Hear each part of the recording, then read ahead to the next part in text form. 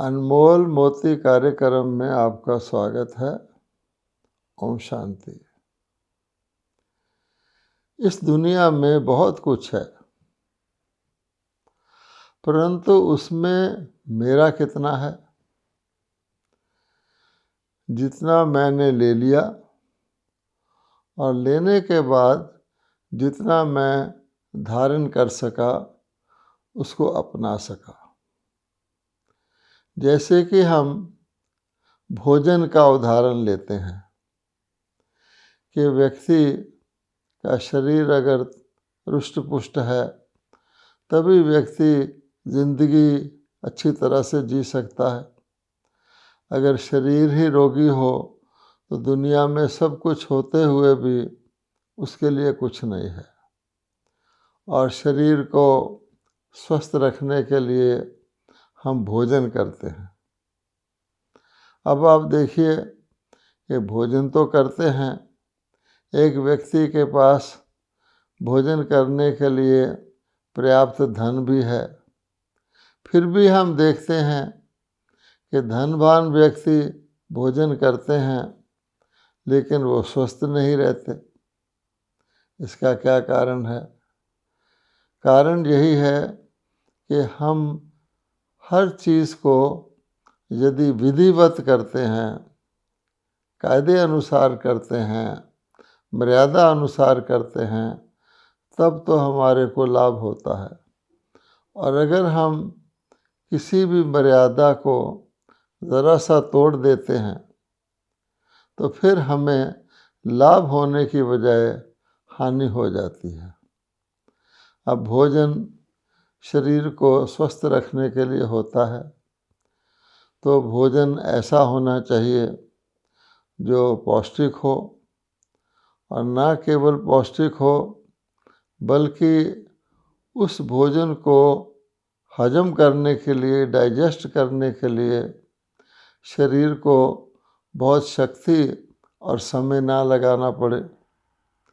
इसीलिए सात्विक भोजन का बहुत महत्व दिया गया है। कहा जाता है जैसा अन्न वैसा मन। लोग तो यहाँ तक भी कहते हैं कि जो आहार है उसका व्यक्ति के विचार पर, उसका व्यक्ति के व्यवहार पर भी प्रभाव पड़ता है। लेकिन हम देखते क्या हैं कि यदि कोई व्यक्ति इस प्रकार का भोजन कर लेता है जिसको डाइजेस्ट करने के लिए उसके शरीर को बहुत शक्ति और समय खर्च करना पड़ता है, तो भोजन शक्ति कम प्रदान करता है और उसको डाइजेस्ट करने के लिए शारीरिक शक्ति ज़्यादा खर्च हो जाती है। इसलिए हम देखते हैं कि खाते पीते लोग भी कमज़ोर रहते हैं। भाव अर्थ ये है कि अगर किसी चीज़ को प्रॉपर मात्रा में और प्रॉपर ढंग से यूज़ ना किया जाए, कहा गया है कि सात्विक भोजन करना चाहिए। और तामसिक वृत्ति वाला व्यक्ति सात्विक भोजन कर ही नहीं सकता, उसके सात्विक भोजन उसको अच्छा ही नहीं लगता है। इस प्रकार से सात्विक भोजन करने के लिए वृत्ति भी सात्विक चाहिए।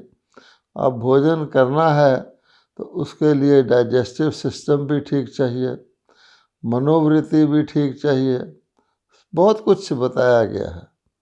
लेकिन होता क्या है, जब व्यक्ति नियमों को तोड़ देता है, मर्यादाओं का उल्लंघन कर देता है, भोजन को स्वास्थ्य के लिए नहीं लेकिन स्वाद के लिए करना शुरू कर देता है, तो क्या होता है, जैसे आज आप किसी भी धनवान व्यक्ति को देखेंगे जिसके पास भोजन करने के लिए, भोजन की प्राप्ति के लिए अथाह धन है, लेकिन उसको भूख ही नहीं लगती है। आम तौर पे आप देखेंगे कि धनवान व्यक्तियों को भूख ही नहीं लगती है, और इसके लिए फिर वो क्या करते हैं, एपिटाइज़र का सेवन करते हैं कि भोजन से पहले एपिटाइज़र यूज़ करते हैं ताकि उनके अंदर भूख लगे, थोड़ी सी भोजन करने की इच्छा आए मन के अंदर। उसके बाद वो जब भोजन करते हैं तो स्वाद के कारण से वो भोजन या तो अधिक कर लेते हैं या वो भोजन गलत तरीके का कर लेते हैं, तला हुआ इस प्रकार का भोजन कर लेते हैं। उसके बाद वो भोजन जब उनके शरीर में जाता है तो शरीर को में उस भोजन को हजम करने की ताकत नहीं होती। इसके लिए फिर वो डाइजेस्टिव खाते हैं ताकि वो भोजन जो है डाइजेस्टिव के द्वारा हजम हो जाए। और उसके बाद उनके शरीर के अंदर वेस्ट को निकास करने की शक्ति भी नहीं होती, इसलिए वो लैक्सेटिव खाते हैं, कब्ज रहता है उनको।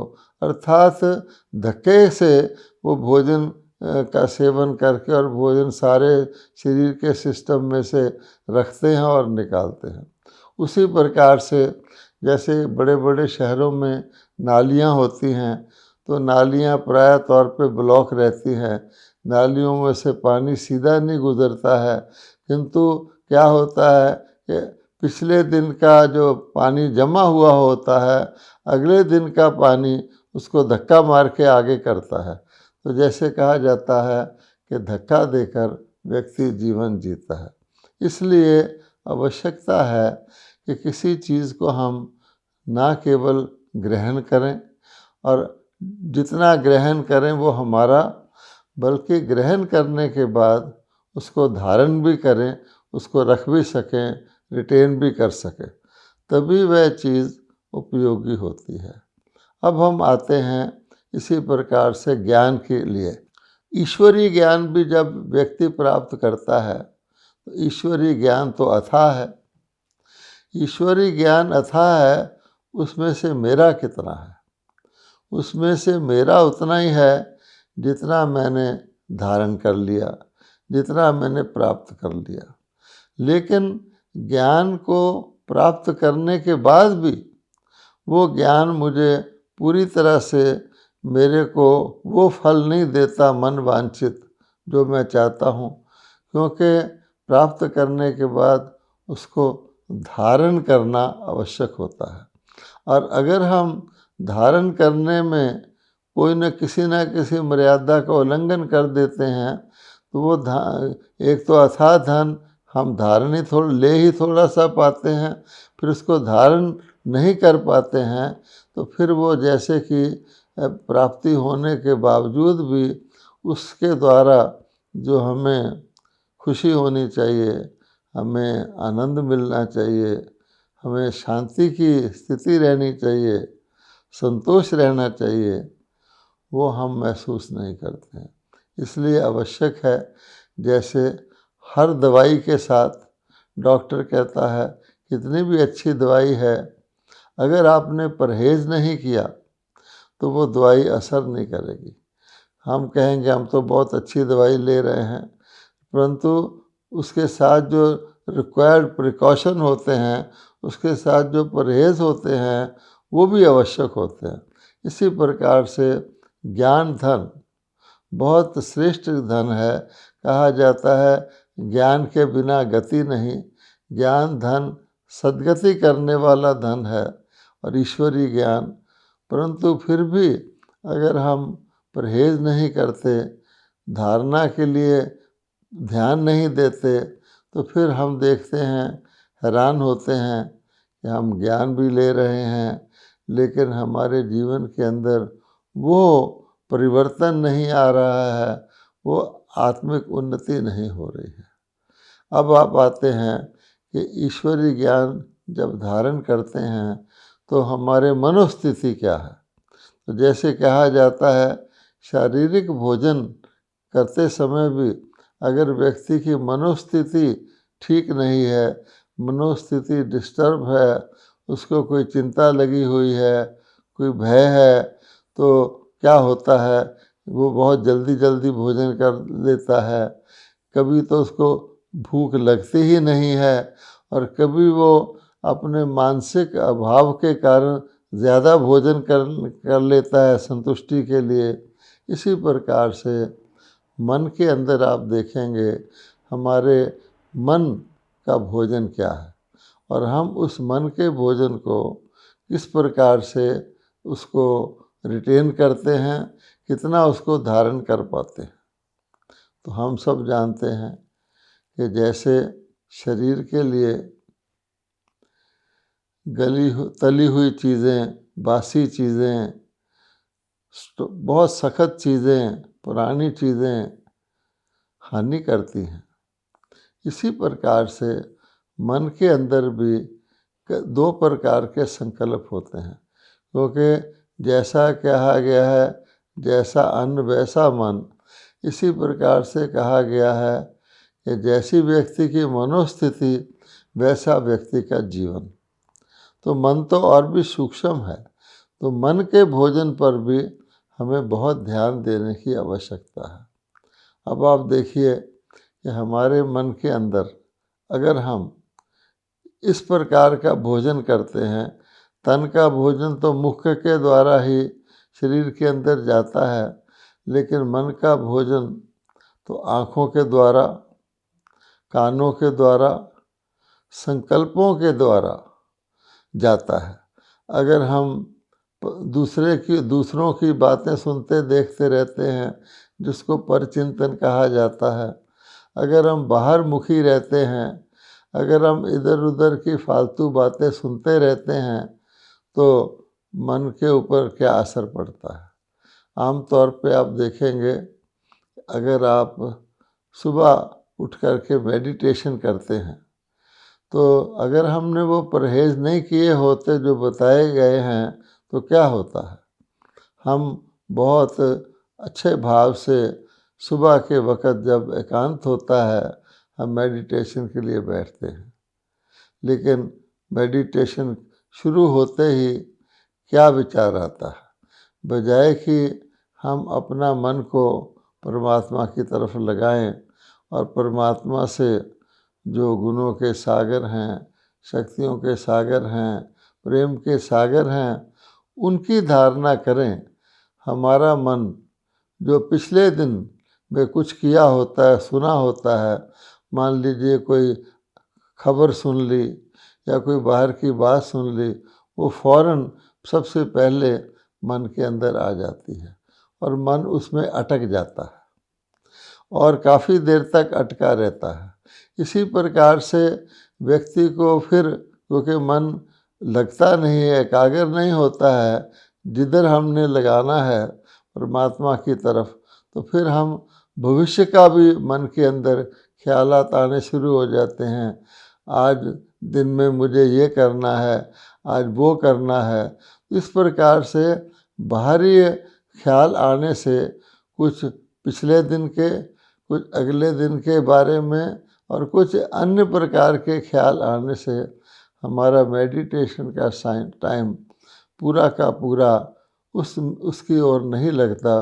फिर बीच में जब व्यक्ति देखता, अरे मैं तो मेडिटेशन करने बैठा था, फिर वो मन को एकाग्र करता है, थोड़ी देर एकाग्र करता है, लेकिन फिर उसका ध्यान इधर उधर भटक जाता है। इसलिए या तो मन अटका रहता है या भटका रहता है, तो बहुत थोड़े समय के लिए व्यक्ति मेडिटेट कर पाता है। इसीलिए हमको परहेज़ बताए गए हैं कि फालतू बातों में, जिस व्यक्ति ने आध्यात्मिक मार्ग पर चलना है, अपनी आत्म उन्नति का ध्यान करना है, बल्कि जिसके ऊपर ये जिम्मेवारी है कि वो अन्य आत्माओं का भी, वातावरण को ठीक करने के लिए अन्य आत्माओं को भी उसी ओर लगाए, तो ताकि अपनी धारणा को मजबूत कर सके, इर्द गिर्द के लोग उसके सहयोगी बने, इर्द गिर्द का वाइब्रेशन और वहाँ का जो वातावरण है वो फेवरेबल हो। व्यक्ति अगर फालतू चीज़ों में जाता है, व्यर्थ में जाता है, तो फिर उसकी मेडिटेशन ठीक नहीं होती। इसी प्रकार से मन ही मेडिटेट करता है। हम जानते हैं मन मना भव कहा गया है, मन को ही हम लगाते हैं। अब मन के अंदर अगर हमारे किसी के लिए ईर्ष्या भाव है। हम उससे एक साथ भेंट करते रहते हैं, वो आगे क्यों निकल गया, वो ऐसा क्यों है, या किसी के लिए हमारे अंदर द्वेष भाव है, किसी के लिए घृणा भाव है, तो उस पर उस भावों के साथ फिर मन के अंदर वो उस प्रकार का मिक्सचर होने से ईर्ष्या, द्वेष, घृणा आदि, या किसी पुरानी बात की जिसको कहा जाता है बदला लेने की भावना आ जाती है, किसी से मेरे साथ कुछ किया, इन भावों से अगर हम मुक्त नहीं होते, हम अपने आप को साखी होकर के इस सृष्टि में नहीं चलते, हम कर्मों की गुई गति को नहीं जानते कि मेरे लिए जो दुख के कारण बनता है या अशांति का कारण बनता है या कोई सुख का कारण बनता है, चाहे वो कोई मेरा रिश्तेदार है,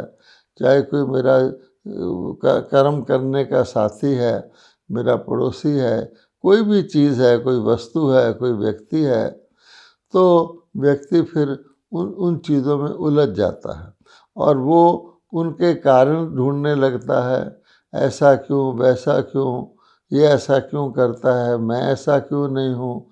इस प्रकार के प्रश्न चिन्ह उसके अंदर आते रहते हैं, तो फिर उसका मन जो है एक एकाग्र नहीं हो पाता और उसकी मनोबल कमज़ोर हो जाता है।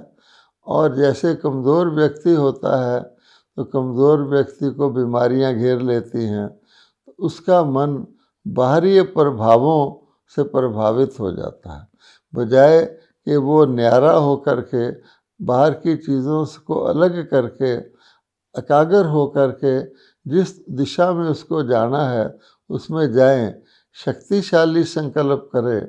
उसके संकल्प कमज़ोर हो जाते हैं और जहाँ कमज़ोरी होती है वहाँ तो हर प्रकार का प्रभाव आकर के रोग आ जाता है।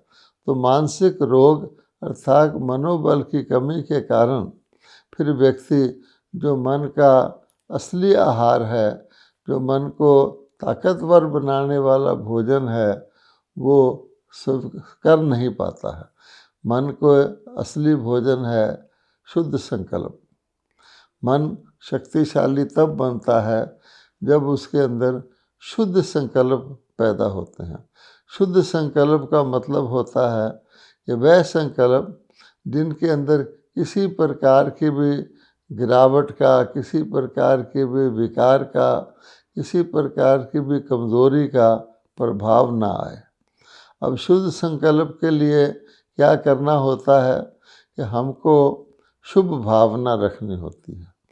सबके लिए हमको शुभ भावना रखनी होती है, क्योंकि इधर उधर जो कोई भी कुछ कर रहा है वो हमारे ऊपर प्रभाव ना डाले। हम कहते हैं ये व्यक्ति ऐसा गलत कर रहा है, ये ऐसा क्यों कर रहा है, इत्यादि इत्यादि। दूसरों के लिए कोई गलत भी कर रहा है उसके लिए भी शुभ भावना रखनी है, क्योंकि जैसे कोई व्यक्ति गलत कर रहा होता है हम उसको उसकी गलती पॉइंट आउट कर देते हैं, ऑलरेडी उसकी आत्मा कमज़ोर होती है तो और भी ज़्यादा वो कमज़ोरी की तरफ चले जाता है। इसलिए हमेशा जिसको कहा जाता है कि हमेशा शुभ भाव रखो, हर व्यक्ति को उत्साहित करो, खुद भी उमंग उत्साह में रहो, दूसरों को भी उत्साहित करो। हम देखते हैं हॉस्पिटल में डॉक्टर लोग होते हैं, पेशेंट कैसा भी हो तो पेशेंट जब पूछता है डॉक्टर साहब मैं ठीक हो जाऊंगा, डॉक्टर उसको सब कुछ जानते हुए भी यही कहता है हाँ हाँ तुम्हारी बीमारी दूर हो रही है, तुम जल्दी ठीक हो जाओगे, ताकि उसके अंदर उसका मनोबल बढ़े। इसी प्रकार से दुनिया के अंदर भी सरकार को भी पता होता है, मान लीजिए कि बहुत बड़ी आपत्ति और विपदा आने वाली है जिसका सरकारें प्रबंध करती हैं, लेकिन पब्लिक भय में ना आ जाए उनको वो तसल्ली देते रहते हैं। तो एक प्रकार का ये बहुत आवश्यक है कि हम जिसके भी संपर्क में आए हम उसकी बुराई को, उसकी कमी कमज़ोरी को अपने मन के अंदर धारण ना करें, और उसका एक ही इलाज है कि हम शुभ संकल्प करें हर एक के लिए, वो कैसा भी है, कुछ भी है, शुभ भावना शुभ कामना रखें। इसी को ही कहा जाता है दया और कृपा दृष्टि। हम परमात्मा से भी क्या मांगते हैं, हे परमात्मा आप दयालु हो, कृपालु हो, हमारे ऊपर कृपा करो, हमने बहुत गलतियां की हैं, हमारी गलतियों को नज़रअंदाज कर दो, प्रभु जी मेरे अवगुण चित्त ना धरो। हम कहते हैं प्रभु जी तो हमारे अवगुण चित्त धरते ही नहीं हैं।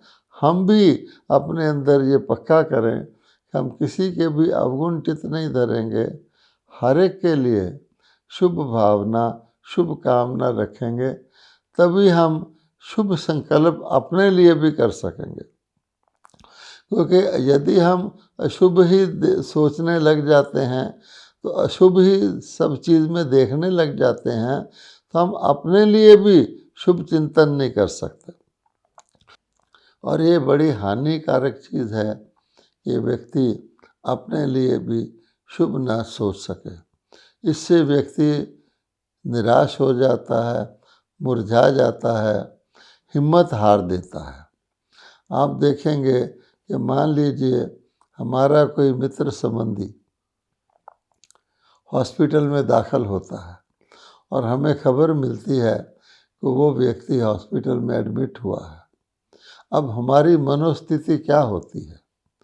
हमको यही सोचना चाहिए कि वो व्यक्ति अपने किसी कर्म के हिसाब के कारण हॉस्पिटल में एडमिट हुआ है, और हम यही भावना रखें कि वो जल्दी से स्वस्थ हो जाए। हम जब किसी से मिलने भी जाते हैं, मरीज़ से, अपने संबंधी से, उसके लिए फूल ले जाते हैं और उसको कहते हैं आप जल्दी स्वस्थ हो जाएं, हमारी यही शुभ कामना है, हमारी भगवान से यही प्रार्थना है। नहीं तो हम कोई दूर होता है तो उसको फूल भेज देते हैं, गेट वेल सून का एक उसके ऊपर लेबल लगा देते हैं, यानी उसके लिए शुभ भावना रखते हैं। लेकिन अंदर से क्या होता है? हम अंदर से सोचते हैं कि अगर इस व्यक्ति को कुछ हो गया, हमारा रिश्तेदार है, उसका क्या प्रभाव पड़ेगा। जल्दी जल्दी हमारे अंदर कमज़ोरी के संकल्प आने लगते हैं। अगर इसको कुछ हो गया फिर उसका क्या प्रभाव पड़ेगा, मेरे ऊपर उसकी कोई जिम्मेवारी तो नहीं आ जाएगी, इत्यादि इत्यादि। यहाँ तक कि अपने लिए भी अगर व्यक्ति हॉस्पिटल में चला जाए तो सोचने लग जाता है अगर मुझे कुछ हो गया तो फिर क्या होगा। इस प्रकार की, जिसको कहते हैं दिल शिकस्त होना, ये मनोबल की कमज़ोरी है। और उसका यही कारण है कि हम अपने मन में अगर कमज़ोर संकल्प करते रहते हैं या व्यर्थ संकल्प करते रहते हैं तो हमारा मनोबल घट जाता है और हम हिम्मत ही खो देते हैं। बड़ी बात हिम्मत की होती है, और सब लोग जानते हैं कि परमात्मा भी उसकी मदद करता है जो हिम्मत रखता है। हिम्मत मर्दा मदद खुदा, God helps those who help themselves. ये कहावत है कि परमात्मा हिम्मत वाले की तरफ है, क्योंकि अगर परमात्मा शक्ति देता है, सर्वशक्तिवान है, हमको वो शक्ति देना भी चाहता है, तो शक्ति को धारण करने की भी हमारे अंदर शक्ति होनी चाहिए। अगर हम शक्तिहीन हैं, हिम्मत हारे हुए हैं, तो हमको परमात्मा भी आकर के हिम्मत दिलाए, हम उस हिम्मत को धारण ही नहीं कर सकते हैं। इसलिए सबसे बड़ी बात धारणा की है कि हम जीवन के अंदर ये देखें कि हम दिन प्रतिदिन हम ज्ञान के मार्ग पर चलते हैं, हम परमात्मा को याद करते हैं, हम बहुत अच्छी अच्छी बातें सीखते हैं, लेकिन मुख्य बात यह है कि हमने धारणा कितनी की। हम सब जानते हैं कि हमारे पूर्वज देवी देवता जो सुखी थे, जिनकी मूर्तियाँ हम मंदिरों में रख के पूजते हैं, उनका एक क्वालिफिकेशन है सर्वगुण संपन्न।